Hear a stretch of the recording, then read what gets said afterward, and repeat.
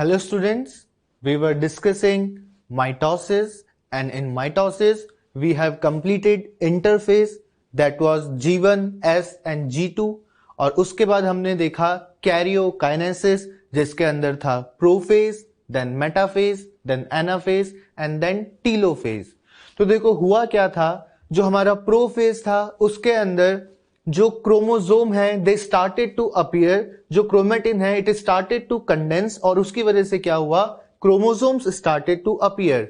वहां पर हमारा जो न्यूक्लियोलस है, एंडोप्लाज्मिक रेटिकुलम है, गोल्जी बॉडी है, न्यूक्लियर और जो न्यूक्लियर एनवेलप है ये सब डिसअपियर होना शुरू हुआ। और जैसे ही न्यूक्लियर एनवेलप डिसअपियर हो गया, सेल कहां पहुंच गया था, मेटाफेज के अंदर। मेटाफेज के अंदर क्या हुआ, जो स्कैटर्ड थे साइटोप्लाज्म के अंदर बहुत सारे क्रोमोसोम्स, उनको कहां लाया गया बेटा, सेंटर पे लाया गया, इक्वेटर पे लाया गया, मेटाफेज प्लेट बनाई गई। और मेटाफेज प्लेट बनने के बाद क्या हुआ, एनाफेज स्टार्ट हुआ, जो क्रोमोसोम है वो स्प्लिट हुआ, जो सेंट्रोमियर है वो स्प्लिट हुआ और क्या हुआ, जो दो क्रोमेटिड एक ही क्रोमोसोम पे जुड़े हुए थे वो सेपरेट हो गए और क्या हो गए, इंडिविजुअल क्रोमोसोम की तरह एक्ट करने लग गए। और फिर उससे क्या हुआ बेटा, क्रोमोसोम का नंबर सेल में कुछ देर के लिए डबल हो गया था। और फिर उसके बाद क्या हुआ, उसके बाद टीलोफेज हुआ, जब ये अपोजिट पोल पर पहुंच गए क्रोमोसोम, वो डीकंडेंस होने लगे, they lost their identity as individual elements और वापस से क्या हुआ, न्यूक्लियर एनवेलप रीअपीयर हुई। तो देखो अब एक सेल में क्या हो गया है, दो न्यूक्लियस हो गए हैं और क्या हो गया है, इसका मतलब कंप्लीट कैरियोकाइनेसिस, न्यूक्लियस का डिवीजन हो गया है, एक से दो न्यूक्लियस बन गए हैं। लेकिन अभी क्या बाकी है, अभी साइटोकाइनेसिस बाकी है।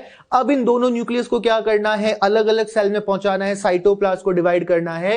एक डॉटर सेल बनेगा एक न्यूक्लियस वाला, दूसरा डॉटर सेल बनेगा दूसरे न्यूक्लियस वाला, जो दोनों की क्या होंगे, आइडेंटिकल कॉपीज होंगे, दोनों एक दूसरे के क्लोन्स होंगे, पेरेंट के भी क्लोन होंगे और एक दूसरे के भी क्या होंगे, क्लोन होंगे।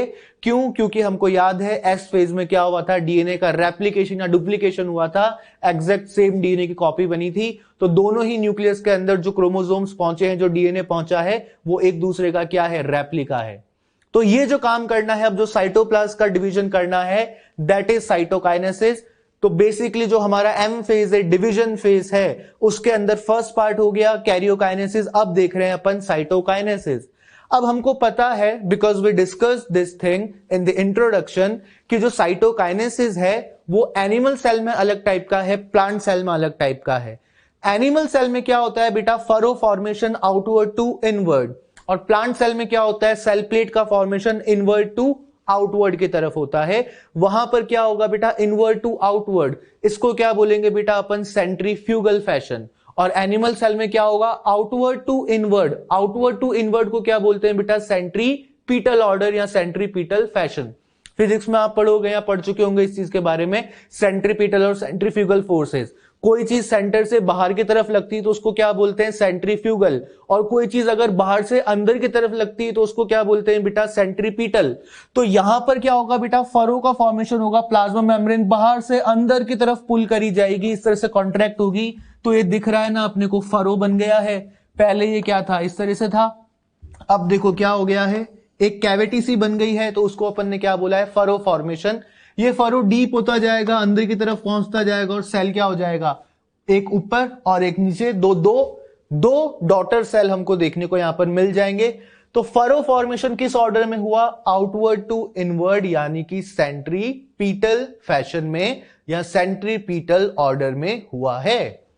अब देखो यहां पर और यहां पर एक डिफरेंस दिखता है कि यहां पर तो हमने न्यूक्लियस ड्रॉ कर रखा है, यहां पर भी न्यूक्लियस ड्रॉ कर रखा है। दो न्यूक्लियस जो है, जो कैरियोकाइनेसिस का रिजल्ट है, वो हमने इस डायग्राम में ड्रॉ कर रखे हैं।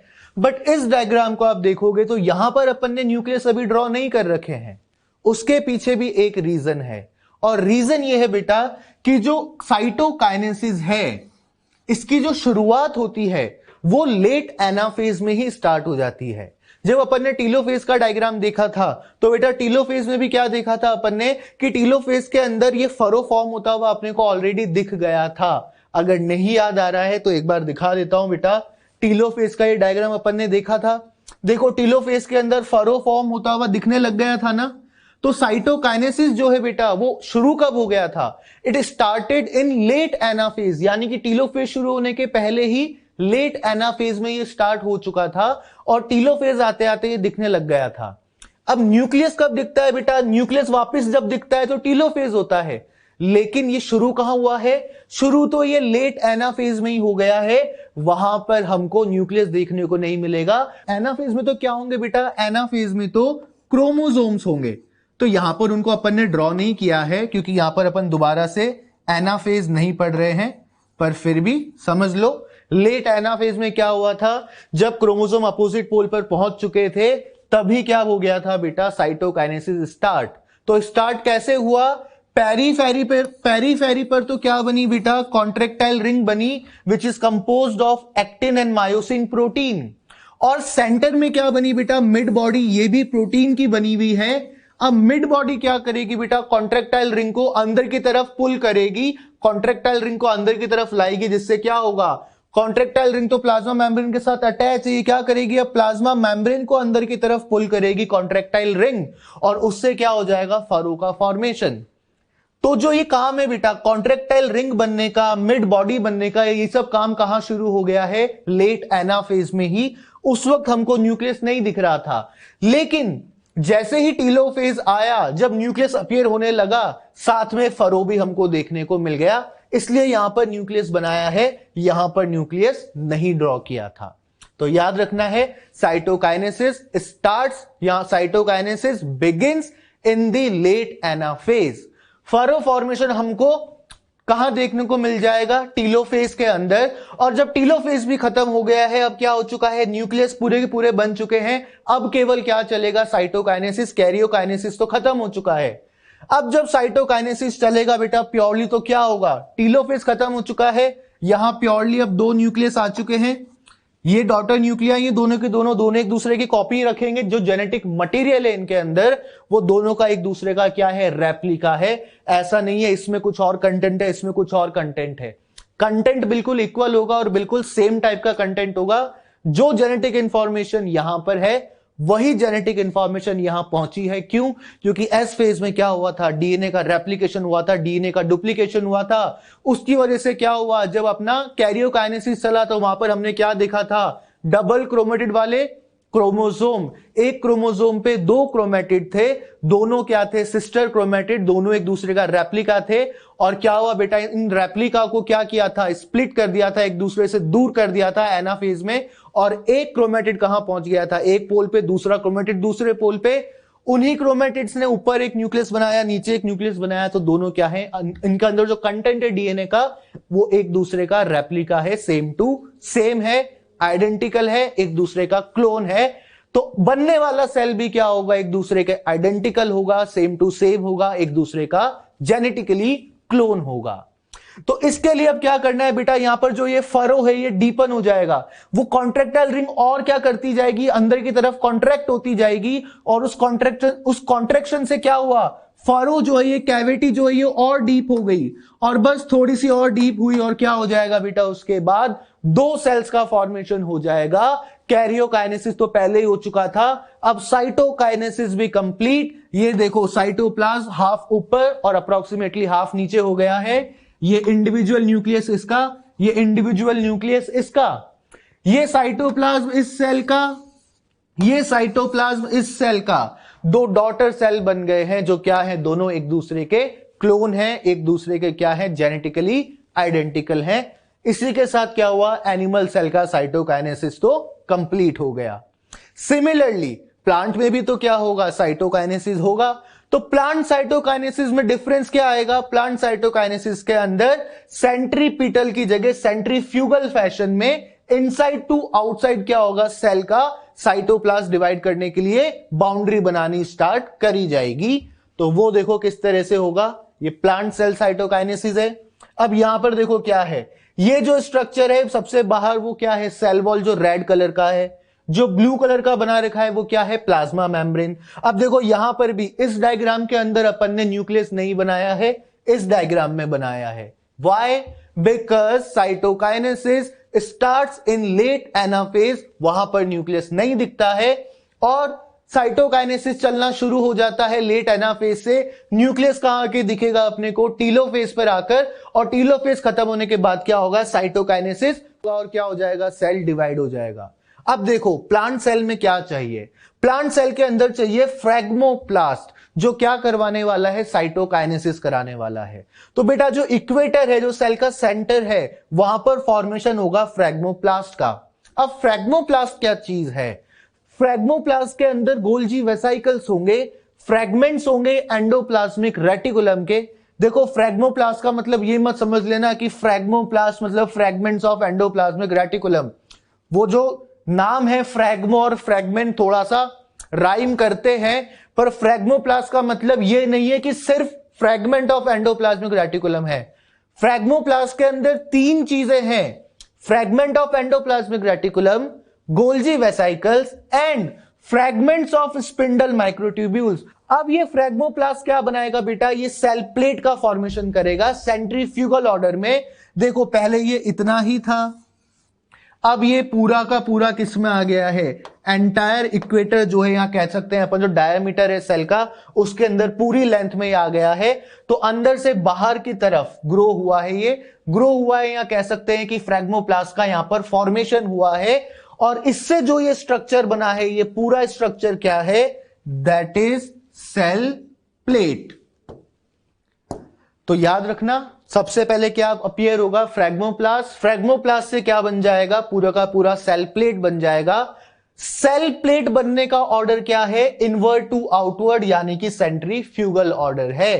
अब जब सेल प्लेट बन जाएगी तो बेटा सेल प्लेट बनने के बाद क्या होगा, जो गोल्जी वेसाइकल्स हैं इसके अंदर, they will start to release calcium and magnesium pectates which is the plant cement which will form the middle lamella।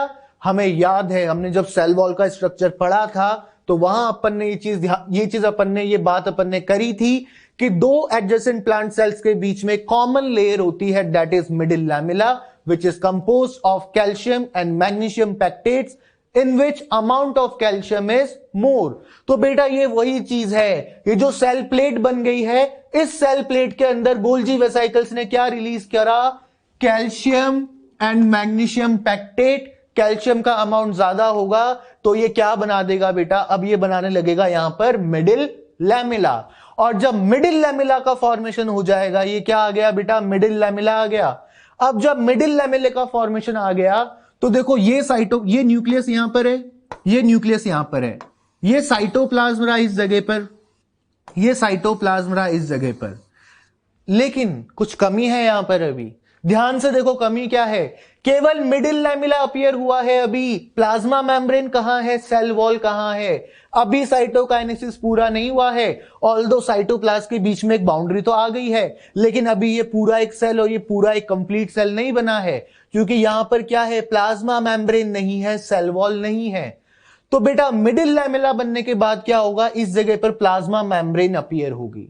और जब प्लाज्मा मेम्ब्रेन अपीयर होगी उसके बाद प्लाज्मा मेम्ब्रेन क्या करेगी, प्लाज्मा मेम्ब्रेन अपने बाहर की तरफ क्या सिंथेसाइज करेगी, सेल वॉल। तो देखो फाइनली जब साइटोकाइनेसिस कंप्लीट होगा प्लांट का, तो हमें देखने को मिलेगा कि बीच में जो मिडिल लैमिला बना हुआ था, उसके बाद क्या हुई बेटा, ये प्लाज्मा मेम्ब्रेन आई, और इस प्लाज्मा मेम्ब्रेन ने अपने बाहर की तरफ क्या फॉर्म किया, सेल वॉल का फॉर्मेशन करा। अब क्या हो गया है, दो इंडिविजुअल प्लांट सेल, जो दो डॉटर प्लांट सेल्स का फॉर्मेशन हो गया है।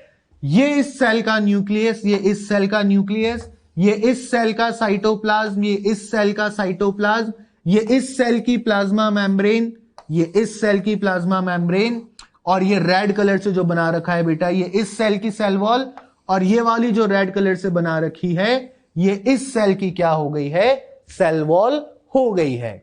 और दोनों के बीच में common structure, that is middle lamella, calcium और मैग्नीशियम पैक्टेट का बना हुआ। इसी के साथ क्या होता है बेटा, प्लांट सेल का भी साइटोकाइनेसिस कंप्लीट हो जाता है। स्टेप्स अपने को याद रखनी है। सबसे पहले क्या बना बेटा, सबसे पहले आया फ्रैग्मोप्लास्ट। फ्रैग्मोप्लास्ट ने क्या बनाया बेटा, फ्रैग्मोप्लास्ट ने बनाई सेल प्लेट। कौन से ऑर्डर में बेटा, सेंट्रीपिटल या सेंट्रीफ्यूगल, इनसाइड टू आउटसाइड बना है, इनवर्ट टू आउटवर्ड यानी कि सेंट्रीफ्यूगल। फ्यूगल फैशन में या सेंट्रीफ्यूगल ऑर्डर में क्या बनाई इसने, सेल प्लेट।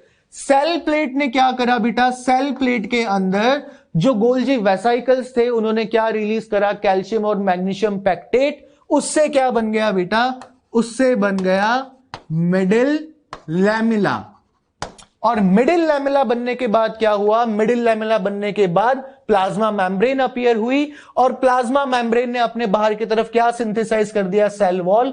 और अब क्या हो गया, दो इंडिविजुअल प्लांट के सेल्स, दो डॉटर सेल जो एक दूसरे के क्या हैं, क्लोन्स हैं, एक दूसरे के बिल्कुल आइडेंटिकल हैं, उनका फॉर्मेशन हो गया है।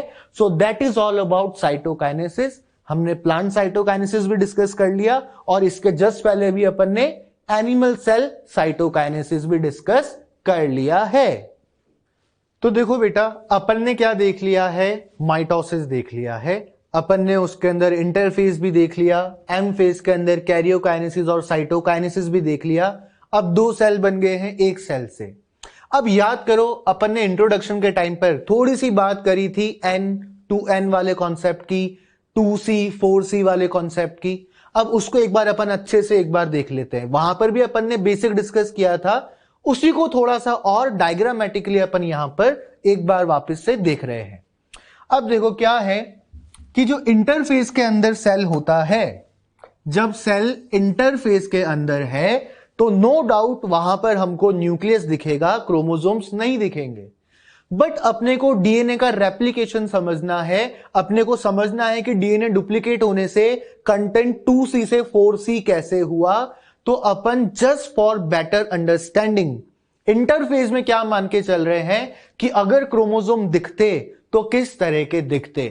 तो बेटा ऐसा है कि इंटरफेस के अंदर जब सेल इंटरफेज में है तब अंदर जो क्रोमोसोम देखने को मिलेगा वो सिंगल क्रोमैटिड वाला देखने को मिलेगा।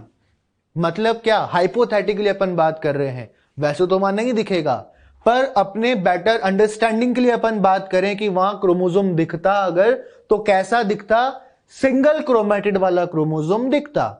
अब देखो ये क्या है, क्रोमोसोम नंबर 1, ये भी क्या है, क्रोमोसोम नंबर 1। यानी कि एक जैसे एक टाइप के कितने क्रोमोसोम हैं सेल के अंदर, there are 2 chromosomes of same type. ये भी क्रोमोसोम 1, ये भी क्रोमोसोम 1। अगर एक ही क्रोमोसोम होता तो एक ही सेट होता।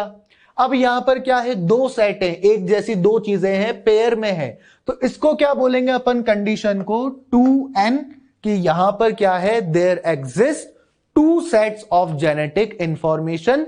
अब ये आई कहां से, अपने को पता है कि जो सेक्सुअली रिप्रोड्यूसिंग ऑर्गेनिजम्स हैं, अपन ह्यूमंस की ही बात कर लेते हैं, तो ह्यूमन का जो फॉर्मेशन होता है वो कैसे होता है, मदर और फादर के गैमेट से, ओवम और स्पर्म के फ्यूजन से।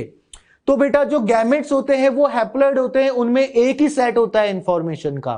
तो बेटा हुआ क्या होगा कि जब दो गैमेट्स फ्यूज हुए होंगे, इसके अंदर भी एक क्रोमोसोम 1, इसके अंदर भी एक क्रोमोसोम 1, जब ये दोनों फ्यूज हुए, फर्टिलाइज हुए, तो रिजल्टिंग सेल कैसा बना, डिप्लॉइड बना।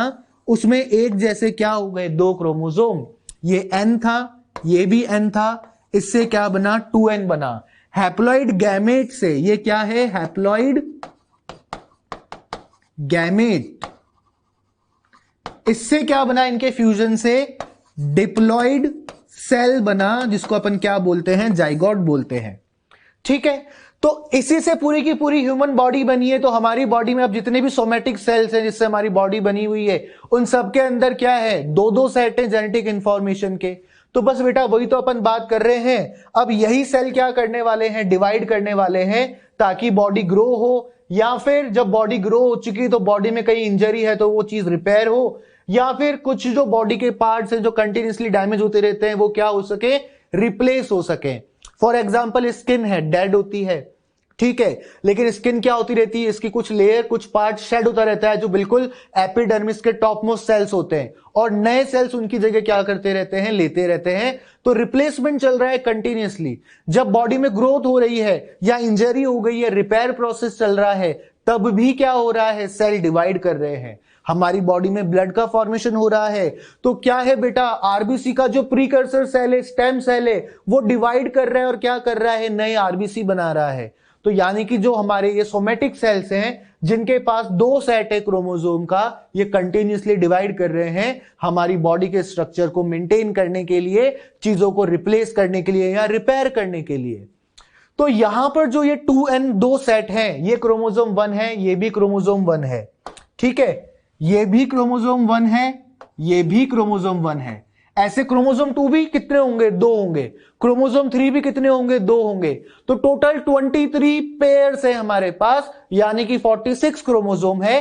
23 एक सेट, 23 दूसरा सेट, तो क्या हो गया? 2n। अब क्या है बेटा, इंटरफेस के अंदर ही क्या चलेगा? एस फेज चलेगा। जब एस फेज चलेगा तो बेटा एस फेज के अंदर क्या हो जाएगा? एस फेज के अंदर डीएनए रेप्लिकेट होगा, डीएनए डुप्लीकेट होगा। तो डीएनए रेप्लिकेट या डुप्लीकेट होगा का मतलब क्या? क्रोमोसोम का नंबर इंक्रीज नहीं होगा। On each chromosome number of chromatid will increase. Her chromosome पे क्रोमेटिड का नंबर इंक्रीज हो जाएगा। यानी कि यहां पर अब अगर अपने को क्रोमोसोम देखने को मिलता तो कुछ इस तरह का देखने को मिलता, डबल क्रोमेटिड वाला।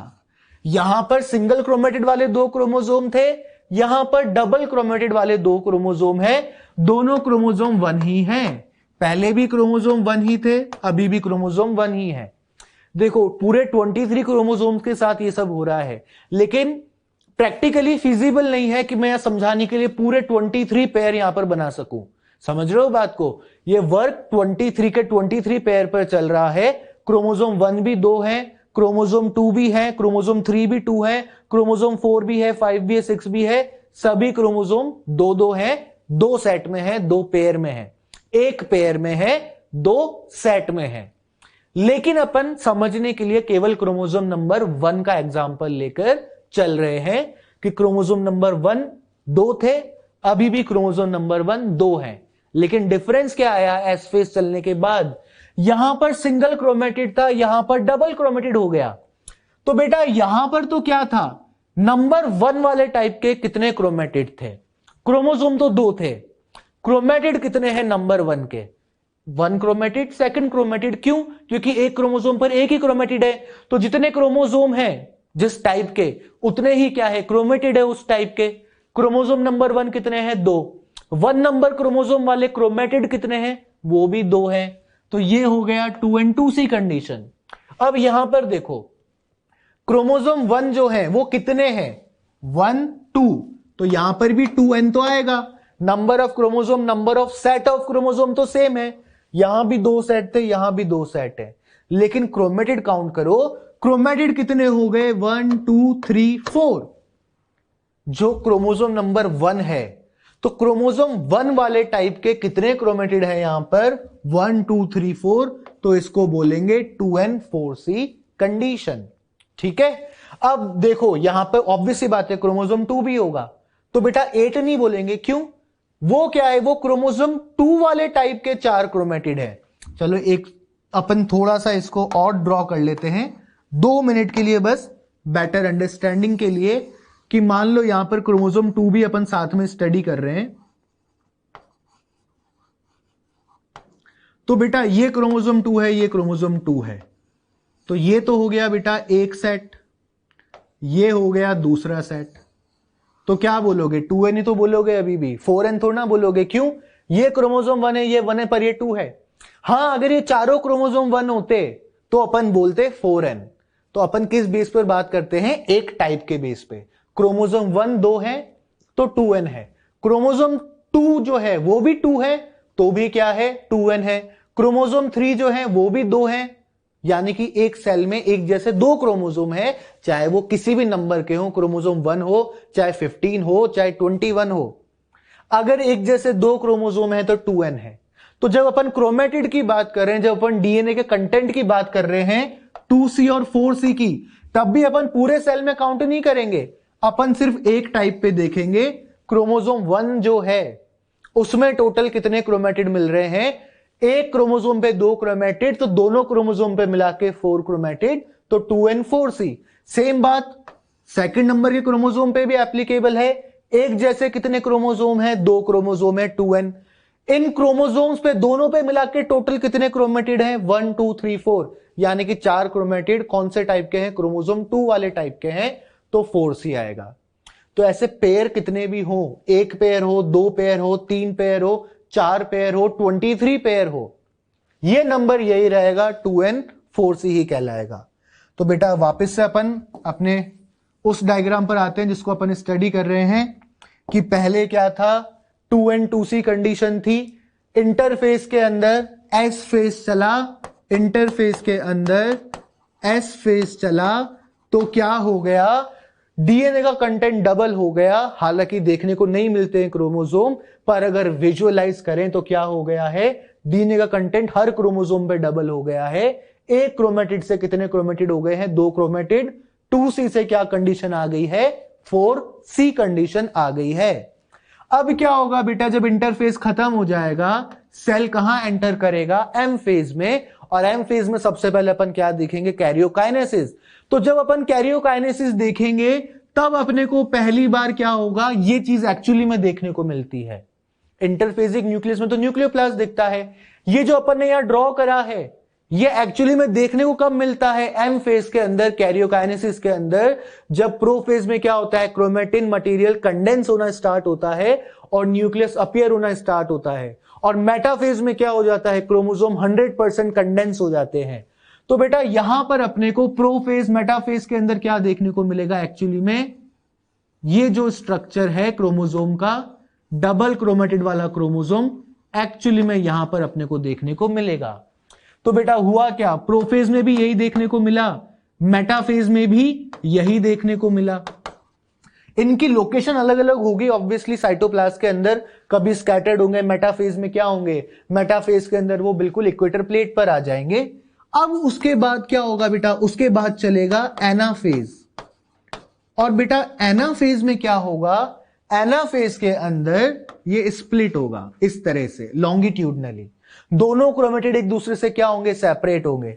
अब याद रखो ये भी क्रोमोसोम 1 था, ये भी क्रोमोसोम 1 था, कंडीशन थी 2n4C।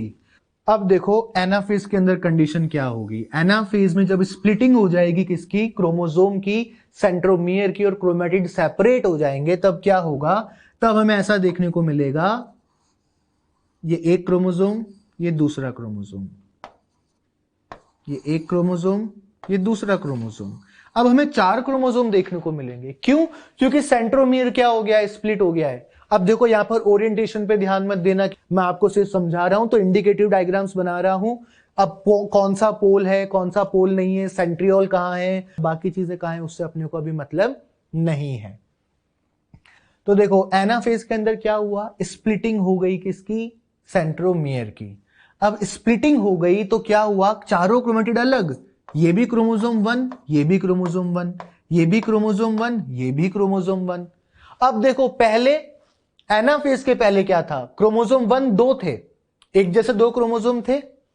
अब क्या हो गया है बेटा, अब एक जैसे 4 क्रोमोसोम, यहां 2 क्रोमोसोम और 4 क्रोमेटिड थे, यहां 4 chromosome, 4 chromosome and 4 chromatid present है।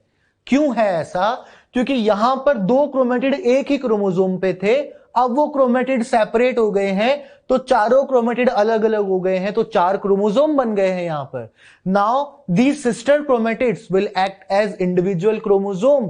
तो देखो यहां पर क्या हुआ, सेट की बात करें, पहले क्या था बेटा, 2 सेट थे 1 2, अब कितने सेट हो गए, 1 2 3 4। तो ये कंडीशन क्या हो गई, 4n। लेकिन क्या डीएनए का कंटेंट में कोई चेंज आया, पहले भी 4 क्रोमेटिड थे, अभी भी 4 क्रोमेटिड है, क्रोमोसोम नंबर 1 वाले। तो बेटा अभी भी क्या है, 4C। तो बेटा 2n2C से S फेज चलने के बाद 2n4C बना, और फिर एनाफेज में क्या हो गया, 4n4C हो गया। अब एनाफेज के बाद क्या होता है, टीलोफेज, ये दोनों ऊपर, ये दोनों नीचे, यानी कि अपोजिट पोल्स पर, और क्या हो जाएंगे, डीकंडेंस हो जाएंगे, 2 न्यूक्लियस बन जाएंगे। और 2 न्यूक्लियस बनने के बाद क्या होगा, 2 सेल बन जाएंगे। अब जब ये 2 सेल बनेंगे, दोनों में अपना अपना न्यूक्लियस जाएगा, यानी कि ये वाला पार्ट इसमें चला जाएगा और ये वाले 2 क्रोमोसोम इसमें। तो बेटा यहां पर क्या होगा, ये इस तरह से पहुंचेगा। अब देखो ये भी क्रोमोसोम 1 है, ये भी क्रोमोसोम 1 है, ये भी क्रोमोसोम 1 है, ये भी क्रोमोसोम 1 है, चारों ही क्रोमोसोम 1 है, पर ये 2 क्रोमोसोम ऊपर वाले सेल में, ये 2 क्रोमोसोम नीचे वाले सेल में, ये डॉटर सेल्स हैं। पहले ये चारों क्रोमोसोम एक सेल में थे तो 4n4 सी कंडीशन थी। अब देखो क्या हो गया, 2 क्रोमोसोम इस सेल में, 2 क्रोमोसोम इस सेल में, ये भी क्रोमोसोम 1 है, ये भी क्रोमोसोम 1 है, ये भी क्रोमोसोम 1 है, ये भी क्रोमोसोम 1 है। तो यहां पर क्रोमोसोम नंबर 1 का काउंट करो कितने क्रोमोसोम है, 1 2, तो 2n बोलोगे यहां पर। और क्रोमेटिड कितने हैं, वो भी तो 2 ही हैं, तो ये क्या हो गया 2n2c। और यहां पर देखो, यहां पर भी क्या है, एक जैसे 2 क्रोमोसोम है, यानी कि यहां पर क्या है, 2 सेट है, एक पेयर है, तो क्या बोलेंगे 2n, पेयर में है क्योंकि क्रोमोसोम। और क्रोमेटिड कितने हैं टोटल, एक टाइप के 1 2, क्योंकि एक क्रोमोसोम पे एक ही क्रोमेटिड है, तो 2n2c। अब क्या होगा बेटा, देखो ना, वापस इनिशियल कंडीशन आ गई। अब दोबारा से सेल ग्रो करेगा, दोबारा से इंटरफेज में जाएगा, ग्रो करेगा, दोबारा से एस फेज चलेगा। अब क्या होगा बेटा, ये अब इंटरफेज यहीं से काउंट होगा, पूरा ग्रोथ आ गई ना। तो बेटा क्या होगा, अब वापस से सेल ग्रो करेगा, वापस से एस फेज चलेगा, वापस से डीएनए का कंटेंट डबल होगा। फिर हमको ये ऐसा देखने को मिलेगा प्रोफेज मेटाफेज में। एनाफेज में क्या हो जाएगा, फिर से क्रोमोसोम का नंबर डबल पर डीएनए का कंटेंट सेम। और फिर एनाफेज के बाद जब साइटोकाइनेसिस होगा, टीलोफेज के बाद, एनाफेज के बाद टीलोफेज, और टीलोफेज के बाद साइटोकाइनेसिस, वापस से 2 सेल बन जाएंगे, आधा आधा हो जाएगा, 4n4c का half, 2n2c 2n2c। This is cell cycle. तो हमें अब ये याद रखना है कि जब सेल नया नया बन के आता है तब उसको अपन क्या बोलते हैं, 2n2c। क्यों, क्योंकि वो डिप्लॉइड सेल है इसलिए 2n, और वहां पर डीएनए का कंटेंट क्या है, 2c है। लेकिन एस फेज चलने के बाद, इंटरफेज के अंदर एस फेज चलने के बाद डीएनए का कंटेंट डबल हो जाता है, तो क्या हो जाता है 2n4c। देखने को क्रोमोसोम कहां मिलते हैं एक्चुअली में, प्रोफेज मेटाफेज एनाफेज में। लेकिन एनाफेज में क्या हो जाता है, ये 2 क्रोमेटिड वाला क्रोमोसोम स्प्लिट हो जाता है, दोनों क्रोमेटिड अलग हो जाते हैं, तो अपने को एक जैसे 4 क्रोमोसोम देखने को मिलते हैं। तो डीएनए का कंटेंट तो 4c ही रहता है, लेकिन क्रोमोसोम का नंबर डबल हो जाता है 4n। लेकिन एनाफेज होने के बाद क्या होता है, टीलोफेज, और टीलोफेज के बाद साइटोकाइनेसिस, तो 2 डॉटर सेल बन जाते हैं, दोनों के पास अपना अपना न्यूक्लियस और आधा आधा जेनेटिक मटेरियल। तो 4n4c का आधा 2n2c 2n2c, एंड इसी तरह से क्या होती रहेगी, सेल साइकिल कंटिन्यूअसली चलती रहेगी। तो बेटा अपन ने माइटोसिस पूरा देख लिया है, n 2n वाला कॉन्सेप्ट, 2c 4c वाला कॉन्सेप्ट, ये चीजें समझ ली हैं। माइटोसिस एज अ डिवीजन जो प्रोसेस है वो तो कंप्लीट हो गया है। अब क्या देखना है अपने को, significance of mitosis. Significance of mitosis में अभी अपन जो बातें करेंगे वो बेसिक कुछ कुछ बातें अपन थ्रू आउट दी टॉपिक करते आए हैं, अब उनको एक बार एक पेज पर क्लियरली देख लेते हैं। जो सिग्निफिकेंस है माइटोसिस का, सबसे पहली बात तो बेटा, mitosis results in production of diploid daughter cells with identical genetic complement. यही तो अपन बात कर रहे हैं बार बार कि जो माइटोसिस हो रहा है उससे जो डॉटर सेल बन रही है वो एक दूसरे से आइडेंटिकल है, जेनेटिकली आइडेंटिकल है, एक दूसरे की क्या है, क्लोन है, और एक दूसरे की ही नहीं, पेरेंट की भी। भाई बात क्या है, ये जो पेरेंट सेल है ये डिवाइड होकर क्या बने हैं, 2 डॉटर सेल। तो डॉटर सेल्स अपने पेरेंट की कॉपी है, पेरेंट के ही जैसी है, और एक दूसरे की भी क्या है, कॉपी है। पेरेंट के भी आइडेंटिकल हैं, लेकिन पेरेंट का तो एग्जिस्टेंस खत्म हो गया ना, पेरेंट सेल तो डिवाइड होकर किस में कन्वर्ट हो गया, 2 डॉटर सेल में कन्वर्ट हो गया। तो बेटा अब जो 2 डॉटर सेल बनी है उनकी बात करते हैं, दोनों क्या है, एक दूसरे की आइडेंटिकल है, एग्जैक्ट रेप्लिका है, जेनेटिकली रेप्लिका है, एक दूसरे की क्या है, क्लोन्स है। फिर बेटा इसके बाद अपन बात करते हैं जो माइटोसिस है, इससे क्या हो रहा है, ग्रोथ हो रही है मल्टी सेल्यूलर ऑर्गेनिज्म की। जो एक छोटा सा बेबी है उससे एक चाइल्ड बना, चाइल्ड से पूरा एक अडल्ट ह्यूमन बीइंग बना।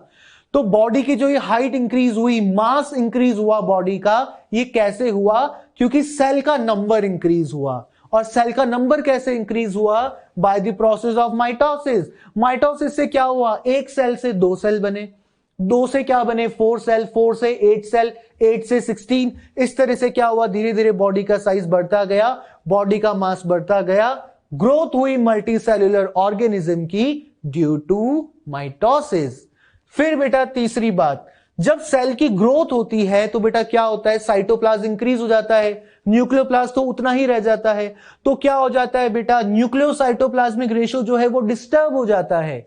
न्यूक्लियस जो है उसका कंट्रोल लूज होने लग जाता है, किस पे से, साइटोप्लाज्म पे से। तो न्यूक्लियस को क्या करना है, रीगेन करना है कंट्रोल, उसके लिए क्या करना पड़ेगा, न्यूक्लियोसाइटोप्लाज्मिक रेशियो को रिस्टोर करना पड़ेगा। तो वो काम भी कौन कराता है, माइटोसिस कराता है। अपन ने बात करी थी इसकी कॉजेज ऑफ माइटोसिस के अंदर, याद करो कैरियोप्लाज्मिक इंडेक्स वाली जो थ्योरी थी कि एक सेल है, इसके अंदर ये न्यूक्लियस है, न्यूक्लियोप्लास्ट को मान लो let suppose it is 10 unit और साइटोप्लाज्म कितना है 20 यूनिट। तो यहां पर कैरियोप्लाज्मिक इंडेक्स कितना है बेटा 10/20 यानी कि 1/2 है। फिर बेटा ये सेल ग्रो करा, ग्रो होने से क्या हुआ, साइटोप्लाज्म का अमाउंट इंक्रीज हो गया, न्यूक्लियोप्लास्ट तो उतना ही है 10, साइटोप्लाज्म हो गया 40। तो बेटा अब इसका कैरियोप्लाज्मिक इंडेक्स कितना हो गया 10/20 हो 10/40 हो गया। और 10/40 का मतलब क्या हो गया बेटा, 10/40 का मतलब 1/4 ही रह गया। जो न्यूक्लियोप्लाज्मिक रेशो है, जो कैरियोप्लाज्मिक इंडेक्स है, वो क्या हो गया, डिक्रीज हो गया। साइटोप्लाज्म ज्यादा हो गया, न्यूक्लियस कंट्रोल नहीं कर पाएगा इतने सारे साइटोप्लाज्म को। तो अब सेल क्या करेगा, डिवाइड करेगा। जब सेल डिवाइड करेगा तो क्या हो जाएगा बेटा, दो न्यूक्लियस, दोनों में 10-10 यूनिट क्या आ गया, न्यूक्लियोप्लाज्म आ गया। और साइटोप्लाज्म 50-50 कर लो, 40 का हाफ 20 इधर 20 इसके अंदर। तो देखो ना cytoplasmic ratio, nucleocytoplasmic ratio, karyoplasmic index वापस से क्या हो गया 10/20 10/20 यानी कि 1/2। तो बेटा रिस्टोर हो गया ना क्या, न्यूक्लियोसाइटोप्लाज्मिक रेशो। तो ये काम किसने करवाया है, न्यूक्लियोसाइटोप्लाज्मिक रेशो को रिस्टोर कराने का। This work has been done by mitosis या फिर अपन बोल दे माइटोटिक डिवीजन। और बेटा इसके बाद सिर्फ इतना ही काम नहीं है, अभी और भी सिग्निफिकेंस है इसका। अगला सिग्निफिकेंस देखो, जो रिपेयर हो रही है, जो बेटा सेल रिपेयर यहां टर्म लिखा है, इसका मतलब क्या समझो, टिश्यू की रिपेयर। ऐसा नहीं है कि एक सेल जो है वो दूसरे सेल को रिपेयर कर रहा है। बेसिकली क्या हो रहा है, टिश्यू की रिपेयर हो रहा है। वो कौन कर रहा है, वो हमारा माइटोटिक डिवीजन कर रहा है। कैसे, कहीं पर कट लग गया, इंजरी हो गई, वुंड हो गया, अब बेटा वो चीज वापस से रिपेयर हो गई। तो रिपेयर कैसे हो गई, वहां पर जो सेल डैमेज थे वो तो चले गए, वो तो उनकी तो डेथ हो गई, उनकी जगह न्यू सेल्स ने ले ली। जो आसपास के सेल से उन्होंने डिवीजन किया, सेल का नंबर इंक्रीज किया और उस जगह को वापस से क्या कर दिया, हील कर दिया। उसके अलावा आप बात करें एपिडर्मिस की, जो हमारी स्किन की टॉप मोस्ट लेयर होती है, वो डेड सेल्स की बनी होती है। और ऊपर ऊपर के कुछ सेल्स क्या होते हैं, धीरे धीरे शेड होते रहते हैं। तो बेटा अगर ऊपर के सेल सारे ही शेड हो जाएंगे, सारे सेल शेड हो गए और नीचे से कोई नया सेल नहीं आया, तो डेड वाली लेयर तो पूरी गायब आ जाएगी, अंदर की इनर लेयर एक्सपोज हो जाएगी। ऐसा नहीं होता है, क्यों, क्योंकि जो नीचे लिविंग सेल्स हैं वो कंटिन्यूसली डिवाइड करके ऊपर आते जाते हैं और ऊपर वाली डेड वाली लेयर क्या है, रिप्लेस होती जाती है। मतलब देखो क्या हो रहा है कि सपोज ये लिविंग सेल है, ये लिविंग सेल डिवाइड होकर क्या बना रहे हैं, ऊपर डेड सेल की लेयर बना रहे हैं, ठीक है। अब क्या हुआ, ऊपर की एक लेयर क्या हो गई बेटा, शेड ऑफ हो गई। तो अब क्या होगा, ये सेल डिवाइड करेंगे ना, तो बेटा क्या होगा, ये वाले सेल तो ऊपर आ जाएंगे और नीचे क्या आ जाएगी, एक और नई यहां पर लेयर आ जाएगी। इस तरह से क्या होगा, स्किन की जो लेयर्स है वो मेंटेन रहेगी, ऊपर वाली लेयर शेड होती रहेगी, नीचे से नई लेयर बन के आती जाएगी। क्योंकि जो लिविंग वाले सेल्स हैं, ये सेल्स क्या करते रहेंगे, डिवाइड करते रहेंगे। ऐसा नहीं कि उन्होंने उस सेल को रिपेयर कर दिया, उसको लिविंग बना दिया। लिविंग सेल डिवाइड हुआ, ऊपर गया, ऊपर के सेल की डेथ हो गई, डेड सेल शेड ऑफ हो गया, लिविंग सेल ने फिर डिवाइड करा, फिर सेल ऊपर पहुंचे, फिर एक डेड सेल की लेयर बनी रहेगी। ऐसे हमारी लाइनिंग ऑफ गट जो है, एलिमेंट्री कैनाल की जो अंदर लाइनिंग है हमारे, वो भी कंटिन्यूसली रिपेयर होती रहती है, रिप्लेस होती रहती है by the help of mitosis. ऐसे ही हमारा ब्लड का जो सिंथेसिस हो रहा है, ब्लड का सिंथेसिस कैसे हो रहा है, स्टेम सेल प्रेजेंट है हमारे बोन मैरो के अंदर। स्टेम सेल क्या कर रहा है, डिवाइड करके वापस से स्टेम सेल बना रहा है। ये क्या है, स्टेम सेल, ये भी क्या है, स्टेम सेल। अब ये जो एक स्टेम सेल है, ये क्या कर रहा है, माइटोसिस करके आरबीसी बना रहा है। अब इसके पास तो न्यूक्लियस है, इसके पास भी न्यूक्लियस है, पर इसके पास न्यूक्लियस नहीं है। अब ये आरबीसी जब ओल्ड हो जाएगा, इस आरबीसी की क्या हो जाएगी, डेथ हो जाएगी। अब इस आरबीसी की डेथ हो गई तो बेटा नया ब्लड कहां से आएगा, ब्लड में तो आरबीसी की कमी हो जाएगी। तो बेटा ये एक स्टेम सेल बच रहा है ना, देखो ये स्टेम सेल भी गायब हो गया, क्यों, क्योंकि डिवाइड होकर 2 सेल में कन्वर्ट हो गया। अब इस सेल ने क्या करा बेटा, नया आरबीसी बना दिया। अब इस आरबीसी की भी डेथ हो गई तो ये किस्सा तो खत्म हो गया। अब दोबारा आरबीसी कैसे बनेगा, अब दोबारा से ये स्टेम सेल क्या करेगा, माइटोसिस करेगा। माइटोसिस करके वापस से क्या हुआ, 2 स्टेम सेल बने। और क्या हुआ बेटा, एक स्टेम सेल ने फिर माइटोसिस करा और क्या बना दिया, आरबीसी बना दिया। अब ये जो आरबीसी है इसकी भी क्या हो जाएगी, एक टाइम के बाद डेथ हो जाएगी, तो फिर से सेम प्रोसेस चलेगा, ये सब गायब हो जाएगा हमारे पास, लेकिन अभी भी स्टेम सेल प्रेजेंट है। ये फिर से क्या करेगा, डिवाइड होकर 2 स्टेम सेल बनाएगा और एक स्टेम सेल क्या कर देगा, आरबीसी बना देगा। अब देखो ये नंबर पे फोकस मत करना कि एक स्टेम सेल ने 2 स्टेम सेल बनाए, दूसरे ने क्या करा, आरबीसी बनाए 2।